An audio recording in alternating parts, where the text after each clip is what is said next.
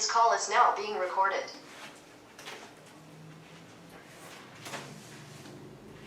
Listo, doctor, puede usted empezar. Muy buenas tardes, estudiantes del curso de literatura hispanoamericana del siglo XX, narrativa. Estamos a la espera de que vengan los que participan en este curso, en esta fecha que es 13 de octubre, ¿no? Jueves 13 de octubre. Estamos trabajando desde la clase anterior. Julio Cortázar, un gran escritor hispanoamericano, y no solo hispanoamericano, sino mundial, realmente. Mereció también el premio Nobel, de acuerdo a lo que uno puede pensar, ¿no? Leyendo lo imaginativo que era, y espero que hoy día podamos confirmar esa creatividad, innovación, misterio, algo fuera de lo usual, sin caer tampoco en lo fantástico, porque él no era tan amigo, a pesar de ser reconocido como un escritor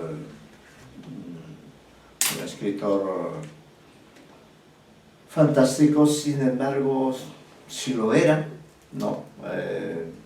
Lo era de un modo especial.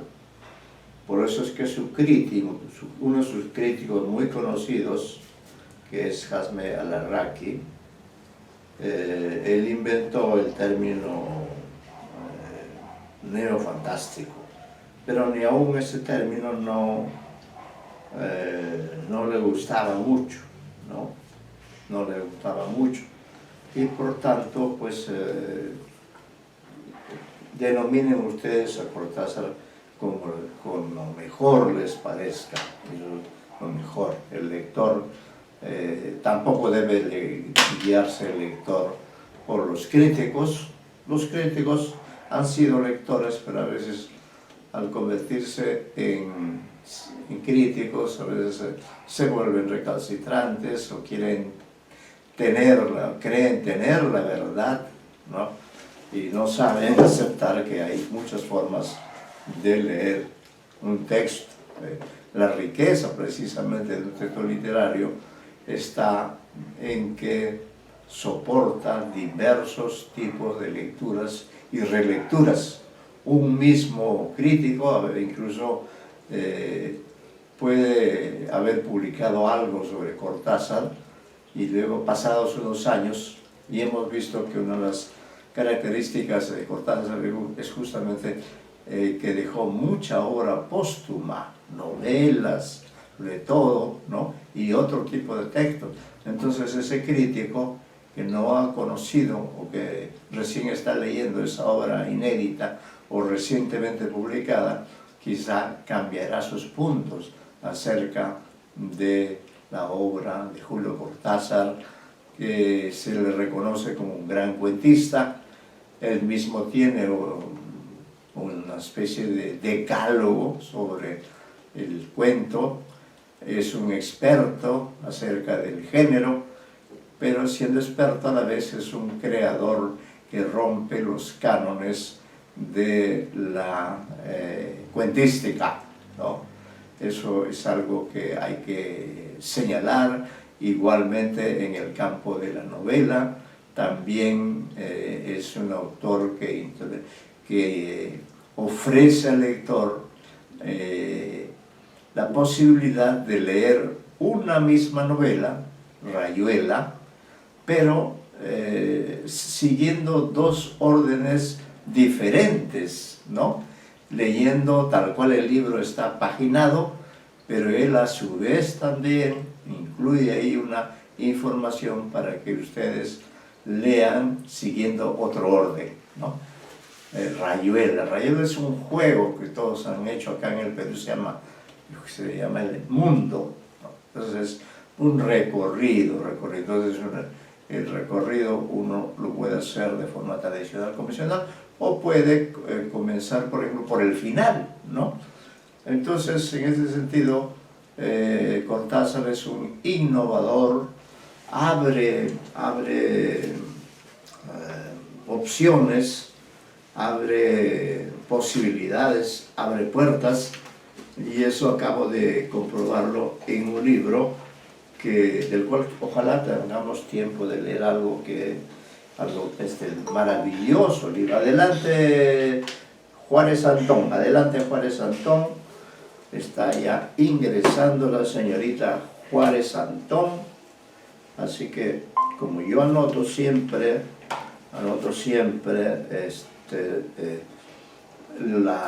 con de puño y letra, ¿no? Juárez Antón, acá voy a poner la asistencia.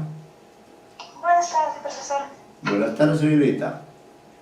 Oye, profesor, antes que me vaya a olvidar, lo que pasa es que quería hablar con usted de parte del profesor Larru. A ver, dígame. Sí, es que no sé si solo por este medio. No, dime que después, Antonio, porque ahorita se la clase Ah, está pero en grabando. este momento, Sí. ¿qué La le clase parece? se está grabando, que lo haga después. Usted, Claro. después hablamos, ¿ya? Sí, creo que su asistente tiene mi número. Hay que me Sí. llame porque es sobre el Dile que tema ahora que Pero clase, no es ya, este el ya. momento en que vamos a comenzar la clase de ver estos asuntos. Esos asuntos se ven en todo caso después, ¿no? Sí, pues te comentaba para que más tardecito que termine la clase me llame. Ya, por eso ya, termino un poco antes, ahí hablamos, ¿ya? Claro. De la Sí, forma sí. más concreta, más precisa, qué es lo que usted pide, qué es lo que solicita. Porque ahora estamos ya pues en plena clase. Celebro que usted sea la primera en asistir hoy día, pero como van a estar entrando no vamos a poder hablar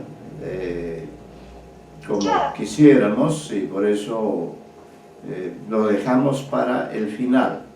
Va a ser una broma que sea breve y concreta, porque después de este curso continúo otro, ¿no? Entonces, Sí. por eso en ese espacio ahí vamos a hablar, ¿ya? Vamos a esperar que ingresen los estudiantes. A propósito de ello, ustedes tienen la suerte de que la magíster Eliana Vázquez, que es mi asesora, coordinadora en este curso, haya subido, por ejemplo, Historia de Cronopios y de Famas, que ustedes deben leer a la hora.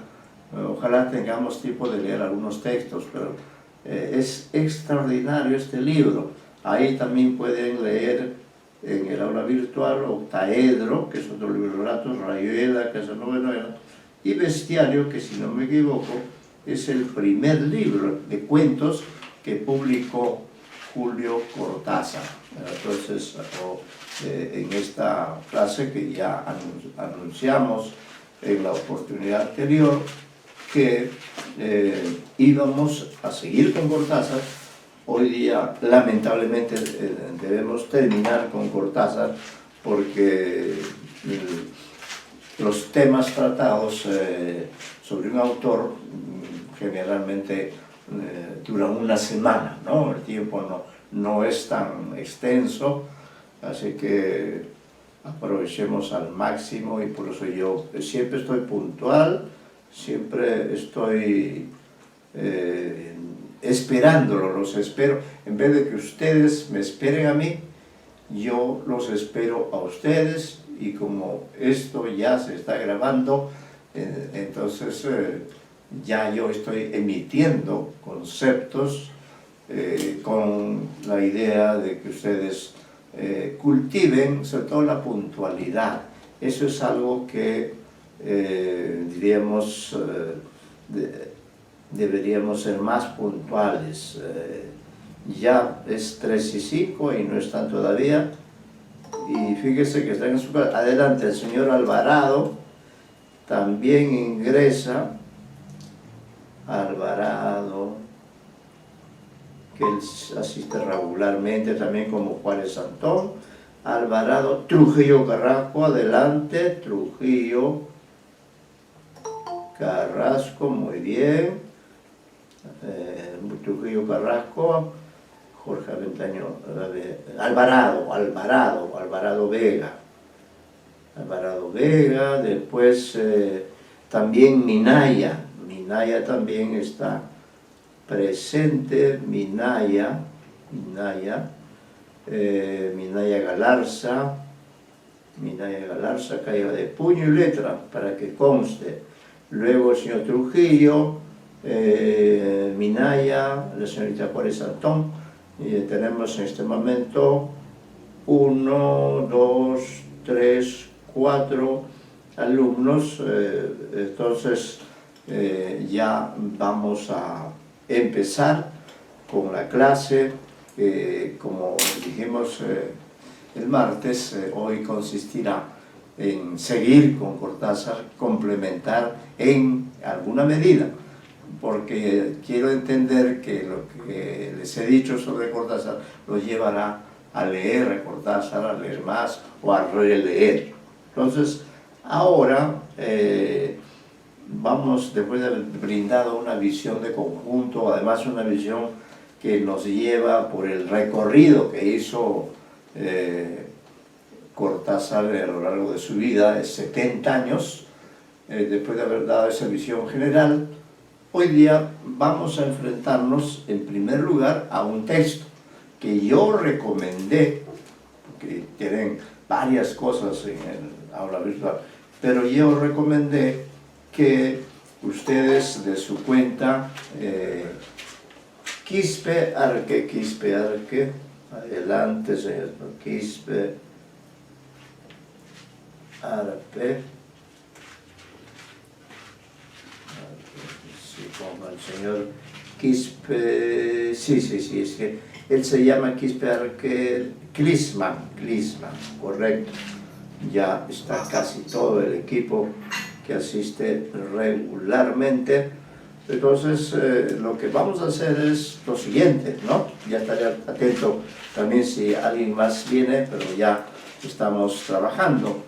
Les decía a ustedes que lo que quiero es leer un cuento muy breve de Cortázar, pero un cuento muy famoso. No podría asegurar ahora en cuál de los libros apareció este relato, no tengo ese dato. Si alguien lo tiene, que lo puede dar, pero de forma, diríamos, cierta, ¿no? Bueno, entonces, en todo caso, yo lo tengo en esta antología que ya les he mostrado yo en varias oportunidades. Este es un libro de mi biblioteca, es una antología que se llama El Perseguidor y otros relatos. Para terminar con la propaganda a Cortázar, El Perseguidor es uno de esos grandes cuentos que todos debemos leer, ¿no? Bien, entonces lo primero que haremos será leer el cuento. Yo lo voy a hacer porque espero que alguno de ustedes por lo menos haya tenido la amabilidad, porque el cuento es breve, pero es muy importante los detalles, cada palabra, cada escena, cada cambio de espacio, de tiempo o de presencia. Y acá es muy importante en este texto la lectura. Yo diría que este es un texto dedicado a explicarnos de manera creativa qué es la lectura, ¿no?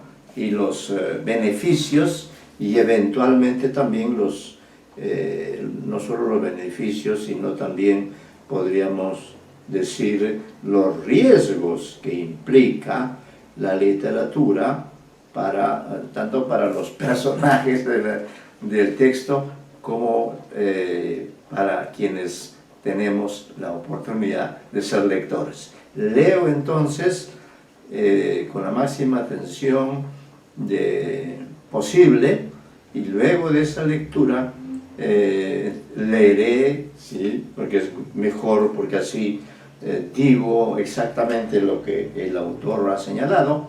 Este señor, que se llama Oscar Hahn, ¿no? Ahí en su separata, en la página 6, eso va a venir después. Bueno, entonces leo, ¿ya? Con la mayor atención. Continuidad de los parques. Había empezado a leer la novela unos días antes. La abandonó por negocios urgentes. Volvió a abrirla cuando regresaba en tren a la finca.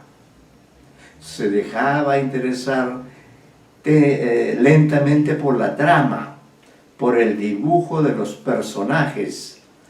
Esa tarde, después de escribir una carta a su apoderado y discutir con el mayordomo una cuestión de aparcerías, volvió al libro en la tranquilidad del estudio que miraba hacia el Parque de los Robles. Arrellanado en su sillón favorito, de espaldas a la puerta que lo hubiera molestado, como una irritante posibilidad de intrusiones, dejó que su mano izquierda acariciara una y otra vez el terciopelo verde. Repito este término, el terciopelo verde, y se puso a leer los últimos capítulos. Su memoria retenía sin esfuerzo los nombres y las imágenes de los protagonistas. La ilusión novelesca lo ganó casi enseguida. Gozaba del placer casi perverso de irse desgajando línea a línea de lo que lo rodeaba y sentir a la vez que su cabeza descansaba cómodamente en el terciopelo del alto respaldo, que los cigarrillos se iban al alcance de la mano, que más allá de los ventanales danzaba el atardecer bajo los robles. Palabra a palabra, absorbido por la sórdida disyuntiva de los héroes, dejándose ir hacia las imágenes que se concertaban y adquirían color y movimiento, fue testigo del último encuentro en la cabaña del monte. Primero entraba la mujer, recelosa. Ahora llegaba el amante, lastimada la cara por el chicotazo de una rama. Admirablemente restañaba ella la sangre con sus besos, pero él rechazaba las caricias. No había venido para repetir las ceremonias de una pasión secreta, protegida por un mundo de hojas secas y senderos furtivos. El puñal se entibiaba contra su pecho y debajo latía la libertad agazapada. Un diálogo anhelante corría por las páginas como un arroyo de serpientes y se sentía que todo estaba decidido desde siempre. Hasta esas caricias que enredaban el cuerpo del amante como queriendo retenerlo y disuadirlo, dibujaban abominablemente la figura de otro cuerpo que era necesario destruir. Nada había sido olvidado, coartadas, azares, posibles errores.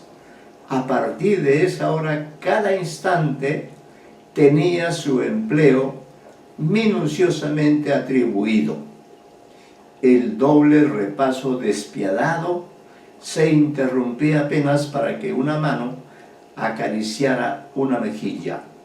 Empezaba a anochecer. sin mirarse ya, atados rígidamente a la tarea que los esperaba, se separaron en la puerta de la cabaña. Ella debía seguir por la senda que iba al norte. Desde la senda opuesta, él se volvió un instante para verla correr con el pelo suelto. Corrió a su vez, parapetándose en los árboles y los setos, hasta distinguir en la bruma malva del crepúsculo la alameda que llevaba a la casa. Los perros no debían ladrar, y no ladraron. El mayordomo no estaría a esa hora, y no estaba. Subió los 3 peldaños del porche y entró. Desde la sangre galopando en sus oídos, le llegaban las palabras de la mujer. Primero una sala azul, después una galería, una escalera alfombrada. En lo alto, 2 puertas. Nadie en la primera habitación, nadie en la segunda. La puerta del salón. Y entonces, el puñal en la mano, la luz de los ventanales, el alto respaldo de un sillón de terciopelo verde, la cabeza del hombre en el sillón leyendo una novela, ¿no? Es un relato magistral,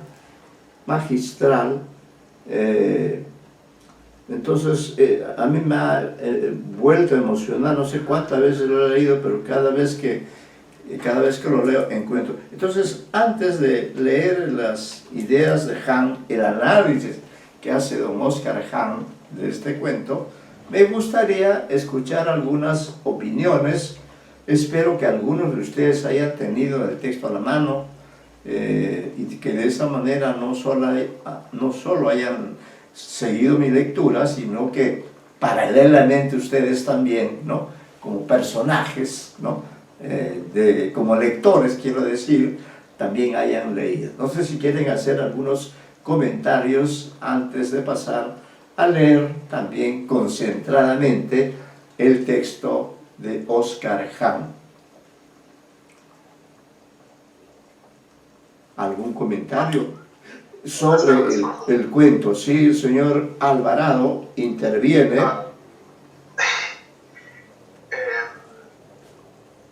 ver, ¿cómo lo explico? Es algo parecido con lo de Borges, que es el bucle, pues, ¿no?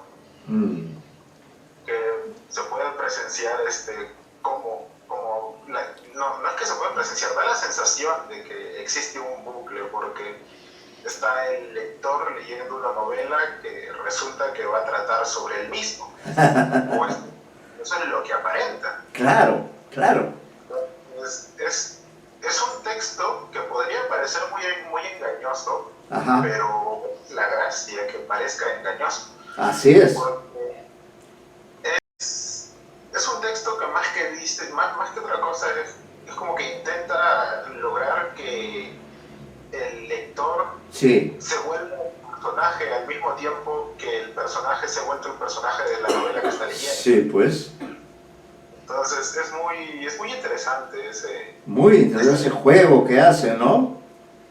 Páginas nada más y 2 páginas tan maravillosas. En menos de 2 páginas, como usted bien ha dicho, lo novedoso de este relato, como ha dicho usted, que el lector se vuelve personaje y a la vez el personaje se vuelve, o está a punto de volverse un hombre de verdad, ¿no? El relato nos deja ese suspenso, ¿no? Pero ha planteado magníficamente el problema y el señor Alvarado ha hecho un comentario muy pertinente. Como les digo, acá en este cuento yo veo un homenaje a la lectura, una descripción del acto de leer, pero el peligro está en que a veces ese hecho, ¿no? puede llevarnos a estar en una situación como la que describe Cortázar. Ese es el arte del contar, precisamente, ¿no? En hacer que el lector, como te decía, crea en aquello y se quede sorprendido, como este señor ha hecho un relato así. Muy bien. ¿Alguna otra intervención de este distinguido auditorio al que acaba también de incorporarse el señor Jesús Cuarto? Recuerda que además que todos ustedes han expuesto determinado relato de Borges, ¿no? Que va en el examen parcial, y cada uno de ustedes trabajará un artículo científico acerca de cada uno de esos cuentos y podrá consultar la bibliografía repetida. No sé si hay alguna otra intervención, alguna... Profesor. Sí, señor Quispe. Sí, puedo detectar en el relato que se manifiesta, ¿no?, esa cualidad de todo lector, de querer llevar, ¿no?, la ficción a su vida, a su realidad. Porque como veo que en el relato, mientras va sumergiéndose en la lectura, el personaje o el narrador asocia como que es parte de esa historia que Sí, pues. ¿no? Y creo que, no sé, yo lo señalaría como esa facultad que tienen los lectores o las personas en sí en general, de llevar la ficción hacia la realidad. Claro. Sí, muy bien, como usted dice, el lector, este lector, y nosotros también somos lectores, bueno, yo, caray, quiero leer esta obra, también se sienta a leer con toda la comodidad, pero eso no le olvida de atender las necesidades cotidianas, pragmáticas, ¿no? Habla con su administrador, dispone de ciertas cosas, pero él está en estos momentos entusiasmado por la lectura. Por eso digo, es un homenaje a la lectura, ¿no? Y como usted dice, pues, señor Quispe, pareciera ser que en realidad acá hay dos cuentos, ¿no? Dos cuentos, o un cuento, no lo sé. Y eso es lo interesante, que el cuento puede ser uno o dos, ¿no? O dos en uno. En fin, esa es la magia de este gran cuentista que es Julio Cortázar. ¿Alguien más que quiera hacer algún comentario, algún aporte, alguna idea? Sin duda el cuento emociona, está muy bien escrito, una prosa fluida, metafórica incluso, diría yo, ¿no? Pero el final es el que nos conmueve, nos deja perplejos, ¿no? Nos deja patidifusos, como digo yo, porque no se sabe si el personaje de la ficción se va a convertir en un asesino real. No lo sabemos, no lo sabemos. Ahí nos deja, creo, Cortázar con esa expectativa, ¿no? Este es un cuento de expectativa, ¿no? Bueno, si no hay alguien más, entonces me voy a permitir leer la versión, el análisis que hace un distinguido crítico chileno. Le recomiendo, no tengo acá a la mano su libro. Él se llama Oscar, el apellido es el que es un poco complicado, su apellido se escribe H-A-H-N, apellido probablemente alemán. Y yo les recomiendo en particular leer Magias de la Escritura, así se llama su libro. Ustedes tienen todos los datos, allí lo tienen, ¿no? Magia de la Escritura, publicado en la editorial Andrés Bello, incluso las páginas de donde he tomado esta lectura que él propone, ¿no? Es un crítico extraordinario. Y yo luego descubrí que era un extraordinario poeta, extraordinario, ¿no? Y entonces me animé tanto que este año publiqué yo un libro, un libro dedicado al análisis, un análisis sencillo, accesible, dos hispanoamericanos, dos escritores hispanoamericanos, que son Gioconda Belli, nicaragüense, y Oscar Hahn, que yo descubrí que era tan buen crítico como tan grande poeta. Por eso tengo el gusto de darles estos datos que ustedes tienen en su versión escrita. Entonces miren cómo comienza Oscar Hahn y él también nos va envolviendo dentro de esta maravilla. Estas ya son las palabras de Hahn, que comienza incluso parafraseando el texto, dice: sentado en un sillón de terciopelo verde, un hombre lee una novela. En el mundo de esa novela hay una pareja de amantes planeando un crimen. Después de atravesar un parque, el virtual asesino llega, puñal en mano, a una habitación donde está el hombre sentado leyendo la novela. Aquí la narración se suspende, el texto acaba. El desenlace no es registrado verbalmente.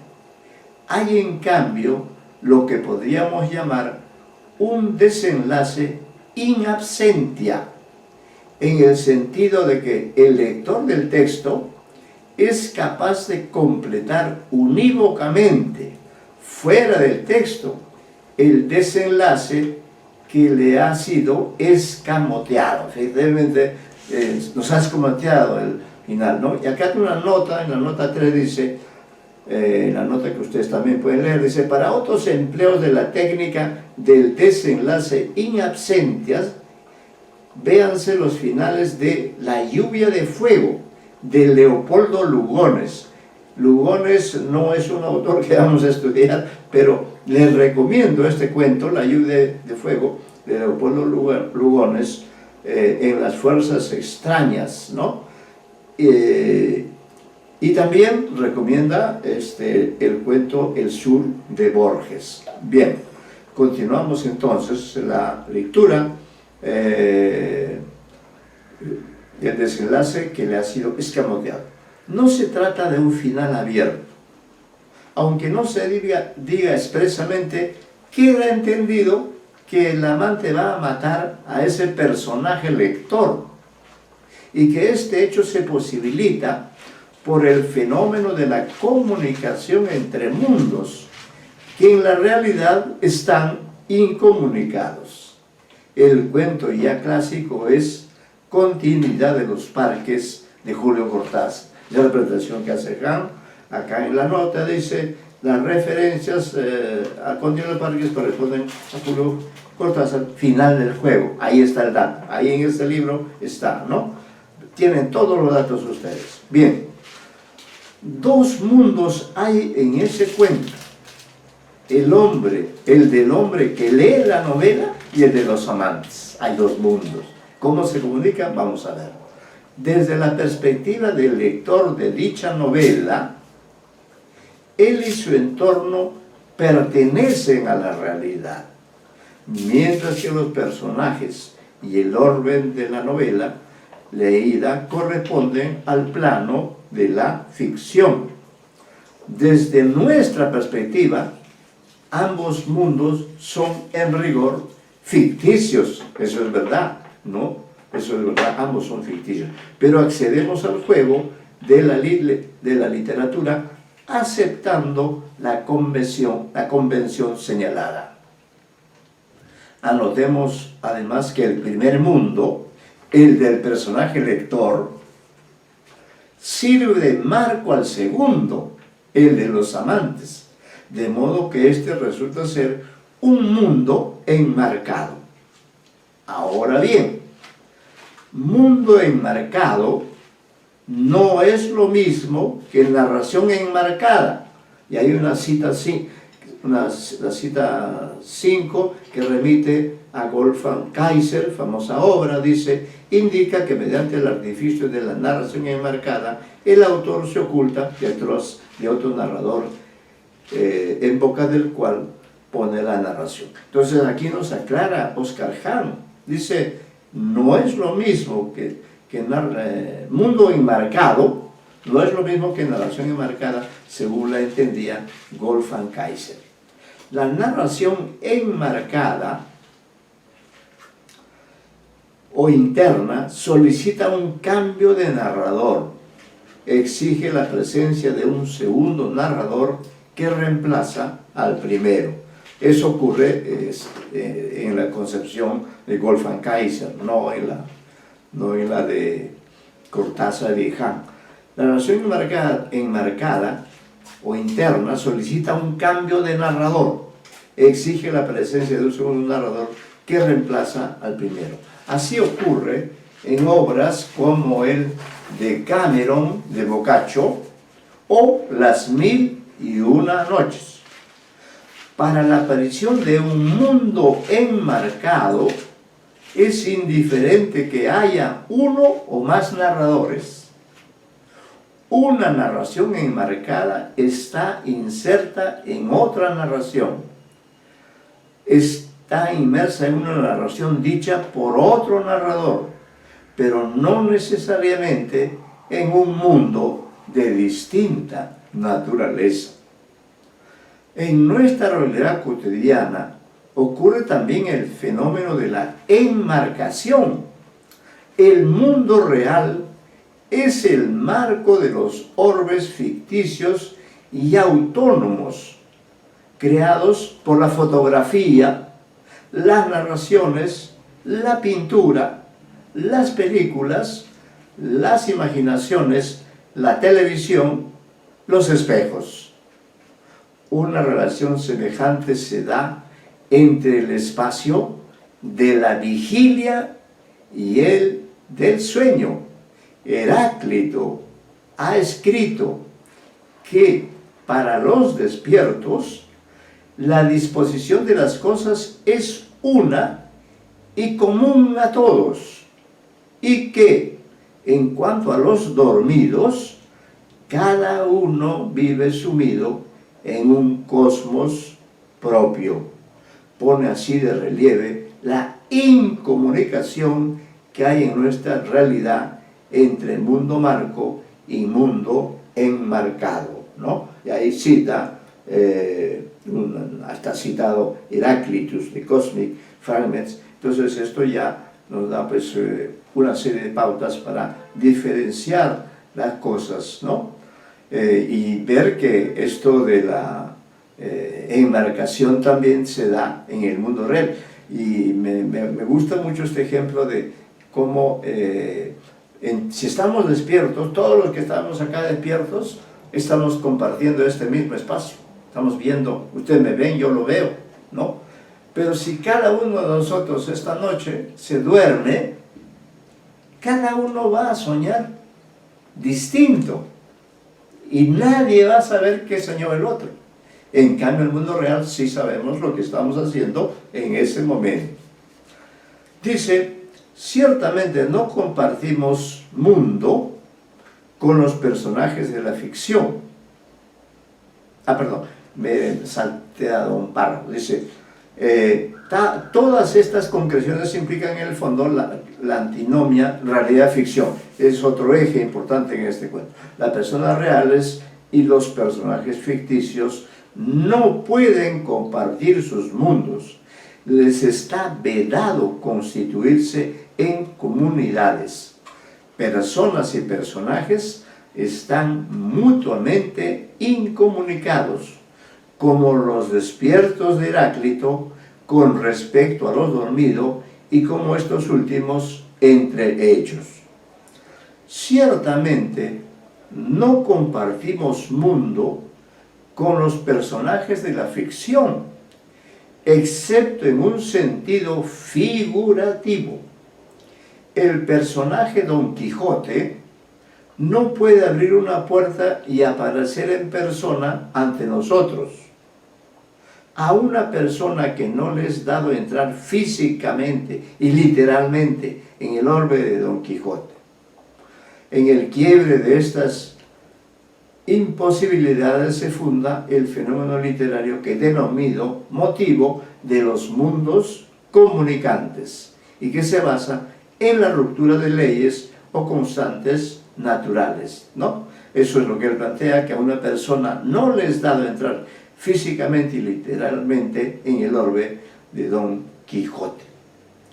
La idea de comunicar mundos ha tomado distintas formas en la literatura y también en otras artes. Las abejas pintadas en un vestido, cuenta el Popol Vuh, ¿no? Una obra de la antigüedad, de nuestra antigüedad. Las abejas pintadas en un vestido abandonan la tela y atacan al usuario del traje. En Sueño del aposento rojo de Zhao Xue-Qin, novelista chino del siglo XVII, Kia Yu penetra en un espejo y hace el amor con la señora Fénix. Eso es lo importante, Han, que nos da referencias diversas. En Metzengerstein, de Edgar Allan Poe, un enorme caballo, comillas, pintado de un color que no era natural, comillas, se desprende de una antigua tapicería e ingresa en la realidad después que el conde Berlichting, que ha muerto en el incendio de sus caballerías provocado por Metzengerstein, se reencarna en la imagen del animal para vengarse del hechicero y de su linaje. Este me hace recordar el poema El caballo de José María Eguren, ¿no? Caballo muerto en antiguas batallas que regresan. En Through the Looking Glass de Lewis Carroll y en el Orfeo fílmico de Jean Cocteau hay un tránsito a través de los espejos. Coleridge alude a la intromisión de una flor soñada en el orbe de la vigilia. R.F. Barton cuenta en su Indica, cito, comillas, el poeta Tulsidas compuso la gesta de Hanun y de su ejército de monos. Años después, un rey lo encarceló y de la meditación surgió Hanun con su ejército de monos y conquistaron la ciudad e irrumpieron en la torre y lo liberaron, ¿no? Esto está en un texto que ustedes pueden encontrar, esto en un libro de Borges y Bioy Casares que se llama Cuentos breves y extraordinarios, ¿no? Ahí está la nota 7. En la cafetería, este es otro texto que cita, de Théophile Gautier, varios personajes emergen de los cuadros en que están pintados. Una situación análoga a la narrada por Richard Barton se da en las ruinas circulares, entrecomillado, texto que ha analizado, si no me equivoco, el señor Alvarado, ¿no? De Borges, cuando la criatura de un sueño es trasladada al mundo real, entrecomillado, que ulteriormente resulta ser otro sueño. Finalmente, el mismo Cortázar emplea otra vez el tema de los mundos comunicantes en el cuento Las babas del diablo. En este caso, el mundo enmarcado en una ampliación fotográfica. En la narrativa hispanoamericana, el tema había sido desarrollado también por Horacio Quiroga en El Espectro. Aquí se lee en ese texto.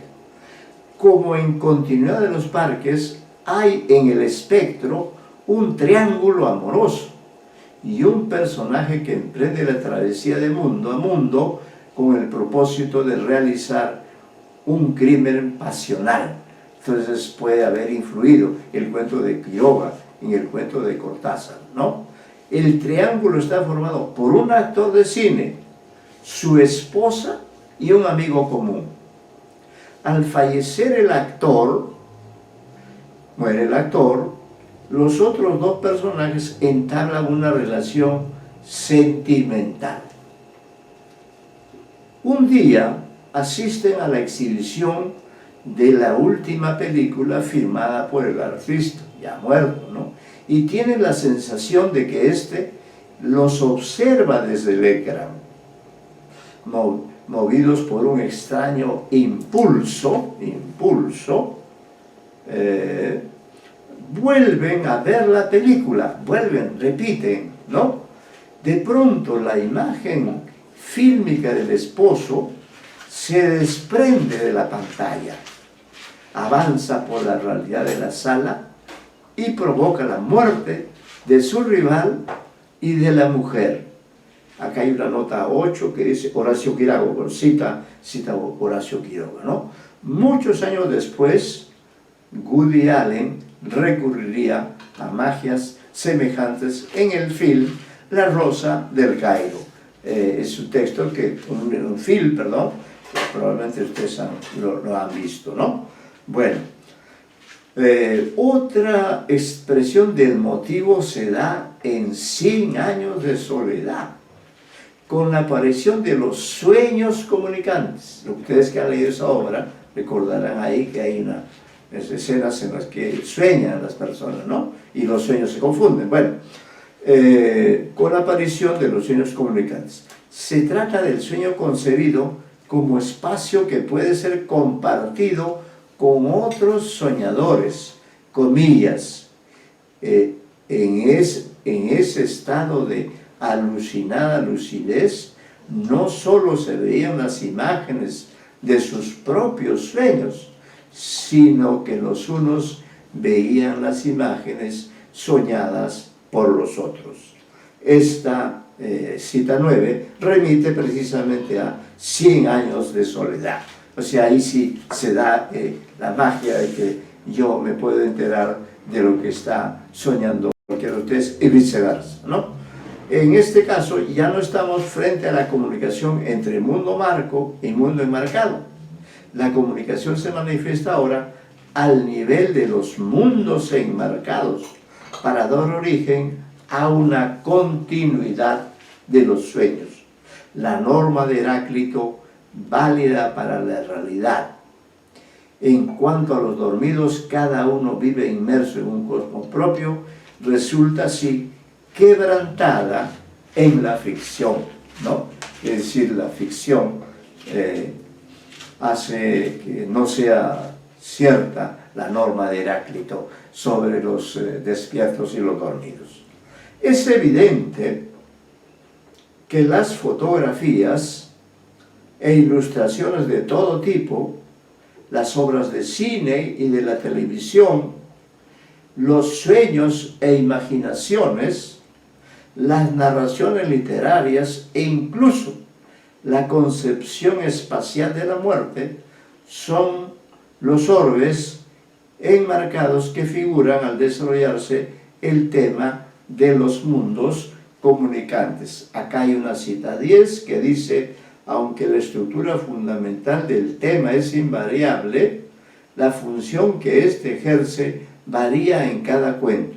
Por esta razón, no basta con señalar su existencia, es preciso también su funcionamiento, ¿no? Bien, esa es la nota 10, sí. Bueno, pero hay que tener en cuenta que mientras algunos de esos mundos poseen una existencia objetiva, mientras están ahí, fuera de un sujeto determinado, entre paréntesis las fotografías, las ilustraciones, las películas, los espejos, otros se producen en la interioridad de un sujeto, las imaginaciones, los sueños, y otros aún tienen una condición ontológica diferente a la de los grupos mencionados. Este es el caso de las narraciones literarias, pues cada una de ellas constituye un sistema de normas que son actualizadas mediante la experiencia individual que llamamos lectura, a partir de la estructura fónica de sus palabras. Aquí también hay una nota 11, dice: esta condición de la literatura resulta vulnerada en aquellas historias que presentan el tema de los mundos comunicantes, basándose, por ejemplo, en la referencia a un libro que está sobre una mesa y del cual, luego de levantarse la tapa, comienzan a salir los personajes como de una caja. Estas historias presentan la obra literaria bajo la forma de un artefacto. Los personajes cobran vida con absoluta prescindencia de un lector, ¿no? Las obras literarias no son artefactos, en el sentido de que sí lo son un tapiz o un cuadro. Una novela se actualiza solo en la conjunción texto-lector. En continuidad de los parques se acepta el desafío de trabajar el motivo sin falsear el modo de ser de la literatura, y el autor resuelve con maestría los problemas que tal aceptación plantea, ¿no? Y allí, acá continúo. Sí, los problemas que plantea. El binomio texto-lector aparece desde el comienzo del cuento. Y cita, dice: había empezado a leer la novela unos días antes, la abandonó por negocios urgentes, volvió a abrirla cuando regresaba en tren a la finca. Eso es lo que hace este señor que está empecinado en leer esa novela, ¿no? La condición del lector, y en cuanto tal, de cómplice en la fundación del mundo ficticio, es la razón de ser del personaje. Repito esta idea. Dice: la condición del lector, y en cuanto tal, de cómplice en la fundación del mundo ficticio, es la razón de ser del personaje. Gradualmente comienza el fenómeno de su enajenación por la lectura, y cita el texto que hemos leído hoy, y dice: la ilusión novelesca lo ganó casi enseguida, gozaba del placer casi perverso de irse desgajando línea a línea de lo que lo rodeaba. El lenguaje mimético de la novela leída se hace transparente hasta el grado de desaparecer como lenguaje y deviene mundo. Mundo en el que el personaje lector está de pronto completamente inmerso, espacio ahora que ahora lo circunda como si fuera su propio espacio, ¿no? Qué bonita esta descripción de la lectura. Podríamos decir que eso es lo que nos pasa, ¿no? Como cuando dice: la ilusión novelesca lo ganó casi enseguida, gozaba del placer casi perverso de irse desgajando línea a línea de lo que lo rodeaba. Esto de línea a línea, lo menciono, cuando leemos línea a línea, ¿no? Esto me hace recordar un poema de Oscar Hahn, que es un gran poeta. Su libro de poesía se llama Archivo Expiatorio, ¿no? Entonces ahí él maneja también este tema de los mundos comunicantes, y como poeta, como les digo, es extraordinario, ¿no? Extraordinario. Bien. El lenguaje mimético de la novela leída se hace transparente hasta el grado de desaparecer como lenguaje y deviene mundo en el que el personaje lector está de pronto completamente inmerso, espacio que ahora lo circunda como si fuera su propio espacio, ¿no?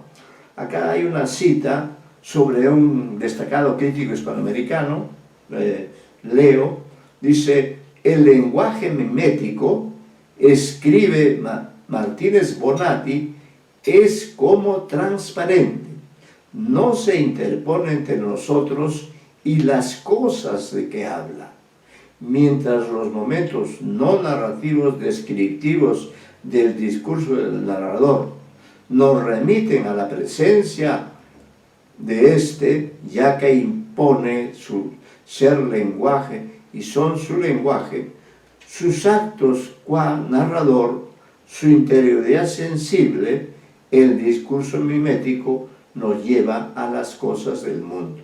Dicho más exactamente, el estrato mimético no lo vemos como estrato lingüístico, solo lo vemos como mundo, desaparece como lenguaje. Su representación del mundo es una imitación de este, que lo lleva a confundirse con él. El discurso mimético se mimetiza como mundo, se enajena en su objeto. Y acá cita efectivamente un libro de Félix Martínez Bonatti, la estructura de la obra literaria, ¿no? Recomiendo que cuando tengan oportunidad consulten también a debe ser una persona muy mayor o quizá fallecido, no sabemos, pero Martínez Bonatti tuve oportunidad de conocerlo en una ocasión especial, ¿no? Vemos que Han también lo toma en cuenta y esto ha sido el motivo de la cita 12. Ahora se refiere a Todorov, que ustedes conocen también. Afirma Todorov que muchas veces lo sobrenatural surge del hecho de otorgar un sentido literal a expresiones que tienen un sentido figurado. Vamos a la nota 13, dice, cita la introducción a la literatura fantástica de Todorov, ¿no? Entonces dice, afirma Todorov que muchas veces lo sobrenatural surge del hecho de otorgar un sentido literal a expresiones que tienen un sentido figurado. Una frase habitual en la vida diaria es: estoy metido dentro de esta novela. Eso lo puede decir cualquiera de nosotros que está, ganoso de leer una novela, quiere dejar de lado todo, como este señor, ¿no? A eso se refiere. Estoy metido dentro de esta novela. Y continúa Han cita el cuento, en Continua de los Parques, cita el título, el personaje lector está literalmente adentro de la novela, ¿no? Potencia el fenómeno de la reversibilidad. A los personajes de la novela les es dado compartir el espacio de su lector. La comunicación de los mundos queda establecida, ¿no? Entonces este cuento es un ejemplo de esta estrategia que es la de los mundos comunicantes. Un problema teórico que vale la pena poner de relieve se refiere al estatus de la novela incluida en, comillas, continuidad de los parques, ¿no? Dice, vale la pena poner de relieve el estatus de la novela incluida en continuidad de los parques. Es palmario quiere decir claro, ¿no? Es palmario que las frases miméticas que fundan el mundo de la novela no están en presencia frente a nosotros. Hay un narrador que emite frases, pero este no es en rigor el narrador de la novela, ni sus frases un estrato de ella. Sin embargo, accedemos al mundo de esa novela mediante esas frases. ¿Cómo es posible? Si la literatura solo se produce en la conjunción texto-lector y no somos lectores de la novela, así se plantea esta cuestión en forma de pregunta. La respuesta es simple, dice Han. Penetramos en el mundo de la novela gracias a una narración omnisciente. realizada por el fundador de la novela marco. La omnisciencia del narrador es capaz de cubrir el producto de la conjunción del texto novelesco y del personaje lector, y las frases miméticas de aquel van poniendo, entre paréntesis, refundadas, las sucesivas imágenes de mundo que la lectura suscita en el hombre del sillón. El empleo de un solo narrador facilita la comunicación de los mundos y su interdependencia. Una narración enmarcada entre comillas, al introducir un segundo narrador, habría provocado una fractura en la continuidad del relato. A su vez, el carácter omnisciente del narrador hace expedita la cobertura de los dos mundos y su intercomunicación.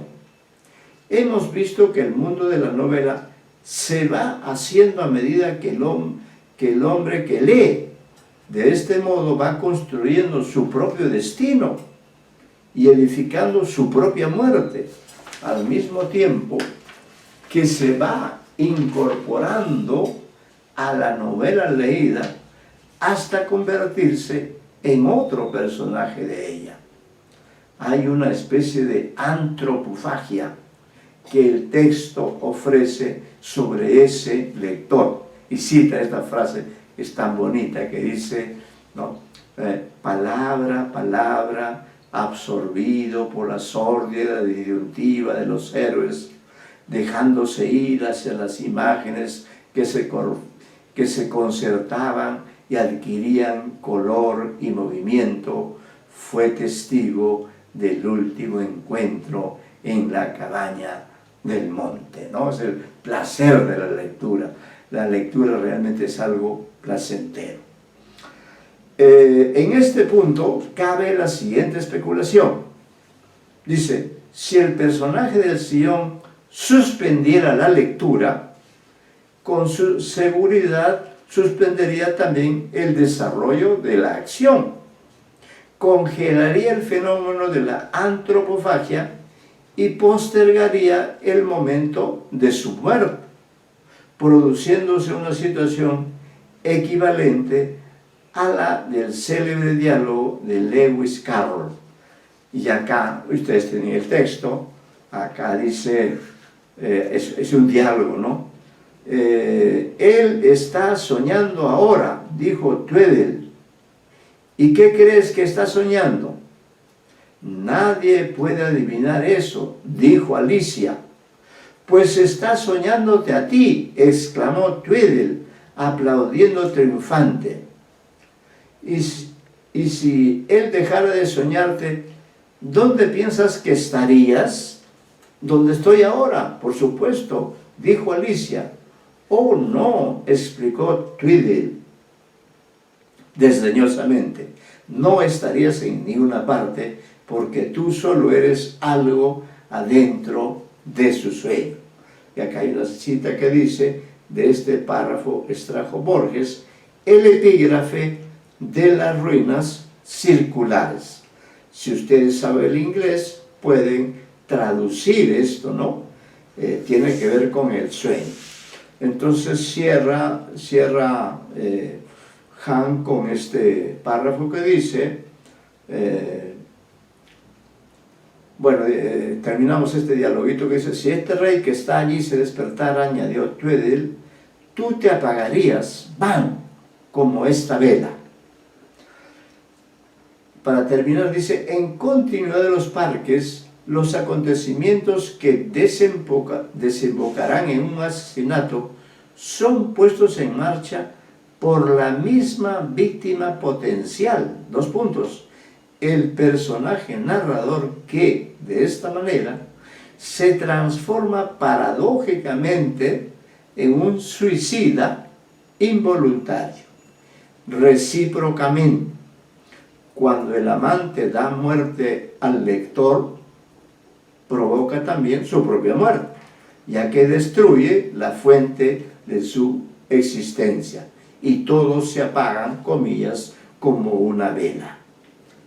Cierre comillas. Este desenlace, como he dicho, ocurre ex texto en la mente de un segundo lector, del lector de Continuidad Parques, que así reafirma su condición de cómplice y deviene coautor intelectual del crimen, ¿no?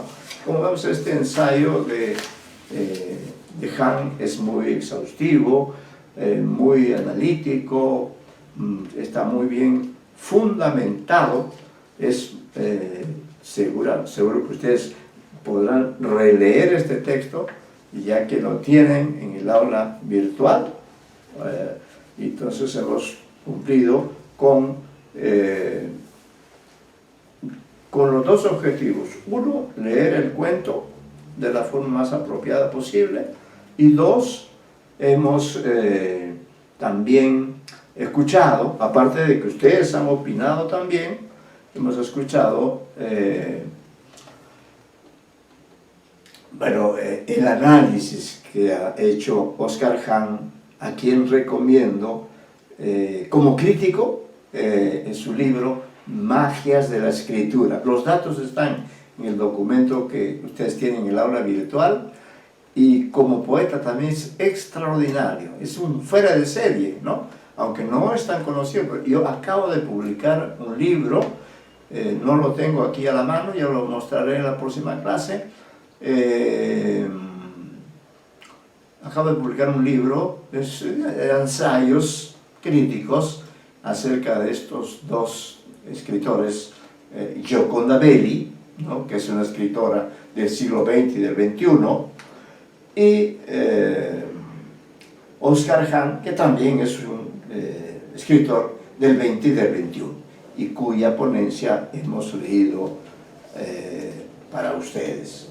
Ahora, como nos queda todavía minutos de trabajo, les ruego que tengan a la mano Historia de Cronopios y de Famas, ¿no?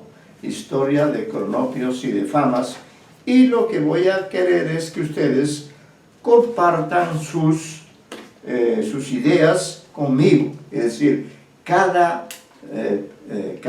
texto que vamos a leer, ¿no?, puede dar lugar a que ustedes intervengan con sus aportes acerca de estos textos. Tienen completo, y es una maravilla para ustedes, es una suerte que tengan. Entonces vamos a leer y luego ustedes van a comentar este otro libro inclasificable, historias de Cronopios y de Famas. Cronopios y de Famas, ¿no? Entonces vamos a leer, y lo que escuchamos es un comentario hecho por ustedes. Hasta el momento solo han participado Alvarado Vega y el señor Quispe, a propósito del relato Continuidad Parques. Pero ahora esperamos que todos puedan hacer un comentario, porque los textos son breves. Ustedes tienen a la mano allí, gracias a Eliana Vázquez, nuestra asesora, tienen allí completo, y habrán visto que en el índice este texto se divide en 4 partes: manual de instrucciones, ocupaciones raras, material plástico, historias de cronopios y de famas. Vamos a comenzar precisamente porque creo que tiene que ver con la vida cotidiana y en fin, ¿no? Y si ustedes la han leído y quieren proponer también ustedes leer, eso sería mejor, ¿no? Podría ser mejor, lo vamos a hacer también de manera que manejen ustedes con más facilidad este libro que ya de manera rápida vamos a trabajar, ¿no? Entonces, tomamos Historia de Cronopios y Famas. Si ustedes quieren, se van a la página 36 y allí yo voy a leer un texto y ustedes van a hacer algún comentario, ¿ya? La idea es que todos opinen. Miren qué maestría de Cortázar. Tienen a la mano Historia de Cronopios y Famas, ¿correcto? ¿Sí? Señor Wharton, ¿usted tiene? ¿Sí? Señor Quispe, ¿tiene a la mano? Porque está en el aula virtual. ¿Ya? Así que ubiquen ahí el texto. Voy a leer de este texto, que forma parte de ver de qué sección es. ¿De qué sección? Este texto me hace recordar a prosas apátridas de Julio Ramón Ribeiro, pero aunque yo soy muy hincha de Ribeiro, creo que este libro de Cortázar es más amplio, más ambicioso. Es que Julio Ramón Ribeiro era un hombre más bien racional, un hombre, podríamos indicar así, sensato, ¿no? Equilibrado, ecuánime, sobrio. En cambio, Cortázar es un hombre indescriptible, que no le niega la posibilidad de que su espíritu se eche a andar y nos regale textos magistrales. Tal como he ofrecido, tengan todos a la mano, porque yo voy a pedir, porque ¿para qué se les sube el texto si no lo van a leer? ¿No? Leo entonces este texto y espero sus comentarios. El texto es muy pequeño, miren, dice, lo voy a leer, ¿ya? Dice, un señor, se llama El diario a diario. Miren cómo ha jugado con el término, el diario a diario, ¿no? ¡Qué maravilla! El diario a diario. El tema de la temporalidad es evidente, ¿no? Pero también el diario, que nosotros decimos periódico o diario, ¿no? El diario a diario. Miren, esto también tiene que ver, yo creo, con la lectura, ¿no? Con la lectura, con que algunas cosas están hechas para que los lectores disfruten estos textos y que luego también los dejen abandonados, como uno guarda sus libros, ¿no? Y viene otro, lo toma y así, ¿no? Comentarios, por favor, sobre este texto. Dice, un señor toma el tranvía después de comprar el diario y ponérselo bajo el brazo. Media hora más tarde desciende con el mismo diario bajo el mismo brazo. Pero ya no es el mismo diario. Ahora es un montón de hojas impresas que el señor abandona en un banco de plaza. Apenas queda solo en el banco, el montón de hojas se convierte otra vez en un diario, hasta que un muchacho lo ve, lo lee y lo deja convertido en un montón de hojas impresas. Apenas queda solo en el banco, el montón de hojas impresas se convierte otra vez en un diario, hasta que una anciana lo encuentra, lo lee y lo deja convertido en un montón de hojas impresas.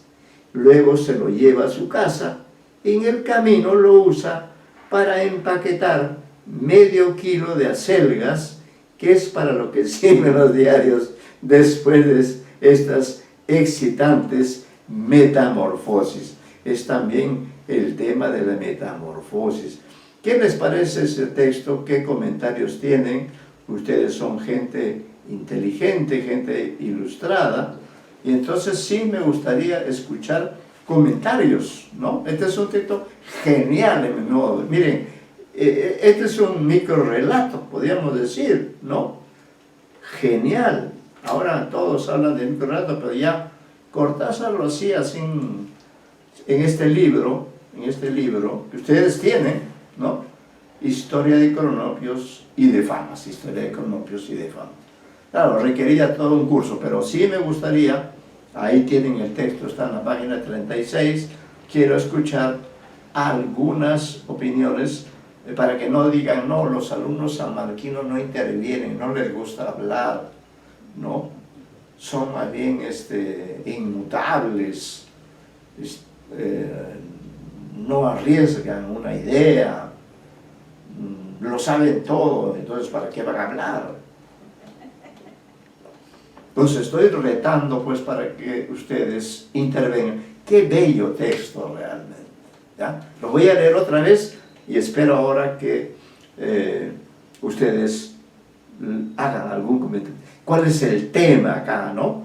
Ya he mencionado alguno.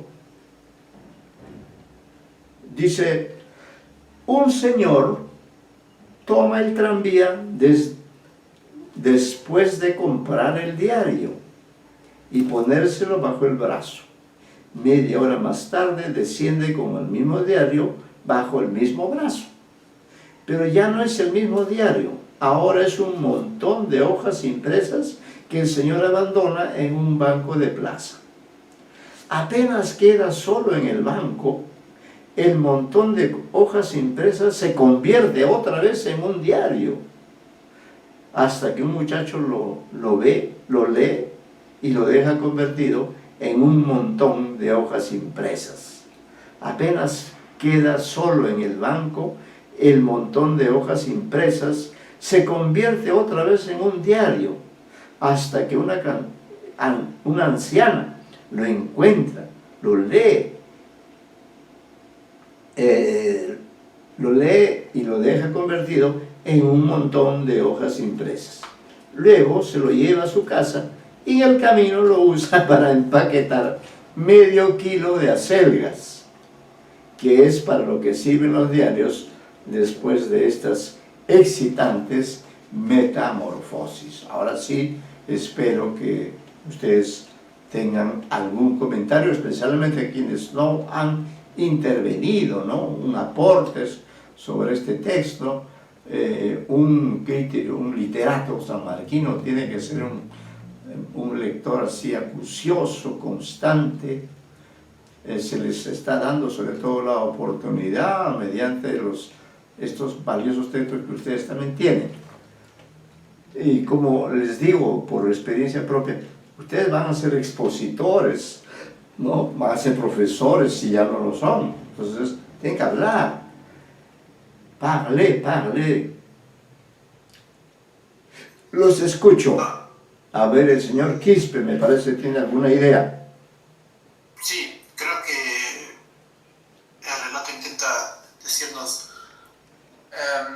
lo transitorio que puede ser la función de un objeto, ¿no? Lo transitorio es muy importante. En función a su utilidad, pues. A propósito de un objeto en función a su utilidad. Sí. Lo transitorio que puede ser algo, en el caso del diario es así, ¿no? Claro, ¿no? Además es un tópico, es decir, es un tópico de la literatura. Miren, con este diario, ¿no? O como acá entre nosotros se define el periódico, dice, el periódico sirve para envolver pescado. ¿Es verdad? Ahora quizá ya no tanto, pero en otros tiempos, cuando no había bolsa plástica, no había vea, no había todas estas grandes tiendas, lo colosal era que usted compraba un pedazo de pescado y ¿dónde se lo envolvían? En una hoja de periódico. Eso lo dice Toño Cisneros, no recuerdo en qué texto, ¿no?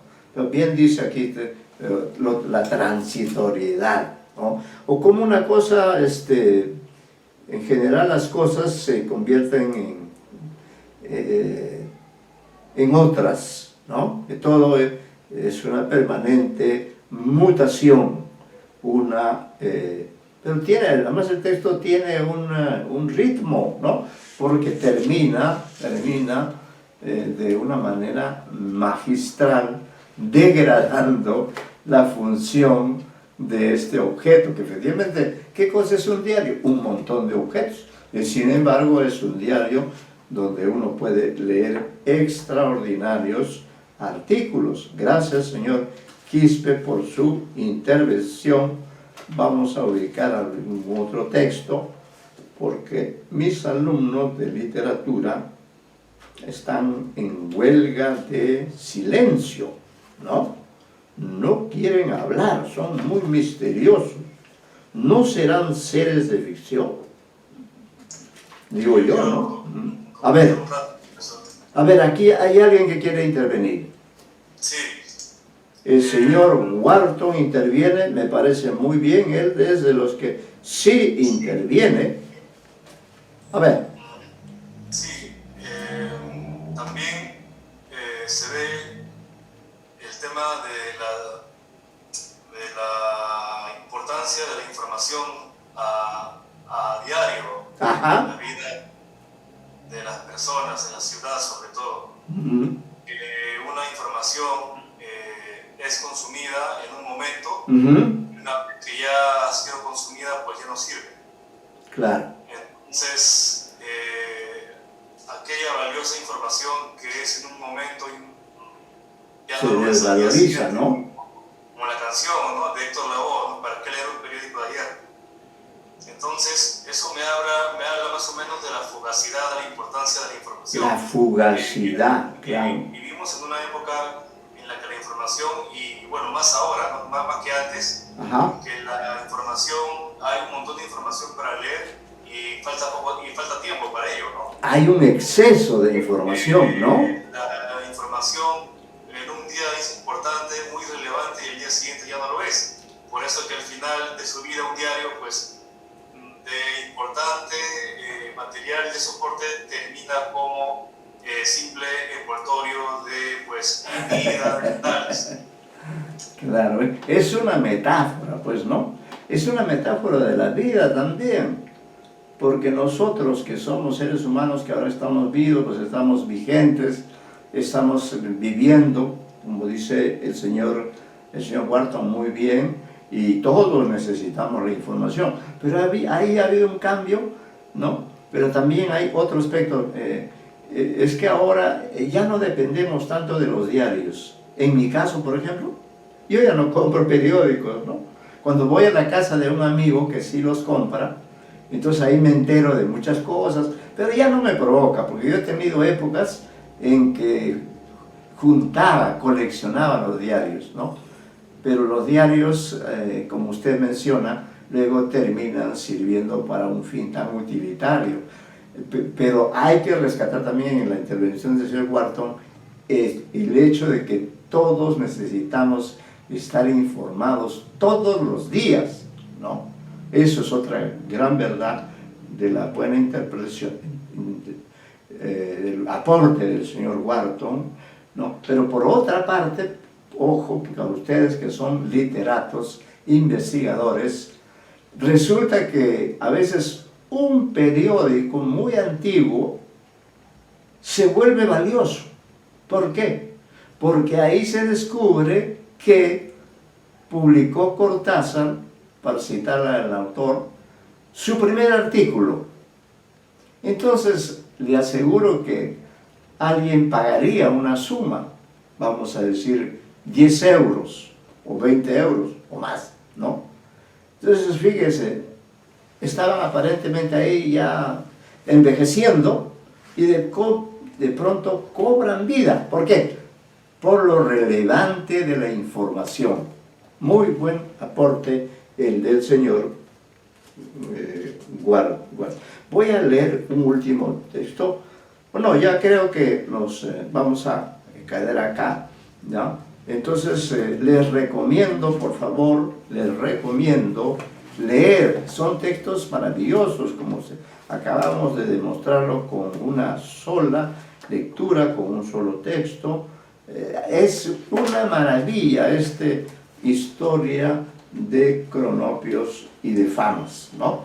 Y ya con esto les he dado también otro acceso a la obra de Cortázar.